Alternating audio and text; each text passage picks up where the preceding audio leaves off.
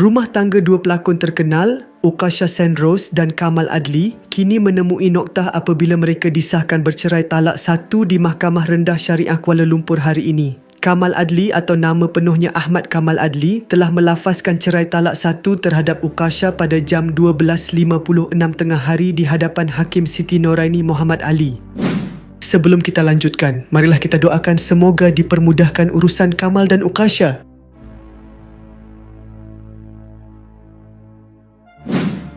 Keputusan itu dibuat selepas mahkamah meluluskan permohonan perceraian yang dikemukakan oleh Ukasha di bawah Seksyen 47 Enakmen Undang-Undang Keluarga Islam 2003. Untuk rekod, Ukasha telah memfailkan permohonan cerai berkenaan pada 1 Oktober lalu di Mahkamah Rendah Syariah Kuala Lumpur.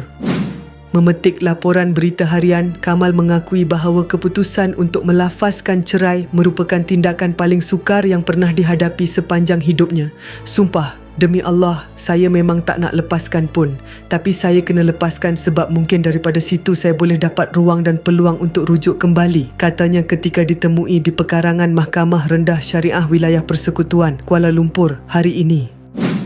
Jelas Kamal lagi, dia sebenarnya tidak mempunyai kekuatan untuk melafazkan cerai terhadap Ukasha, malah menyifatkan detik berkenaan sebagai hari paling menyedihkan dalam kehidupannya. Saya tak nak jawab dan saya tak boleh nak bercakap. Saya memang tak mampu nak lafaz. Hari ini hari paling tak best dalam hidup saya. Saya tak kuat sebenarnya, saya tak kuat nak bercakap dengan semua orang. Saya memang tak nak, itu saja. Kalau tanya saya tak nak sebenarnya, katanya dengan air mata bertakung.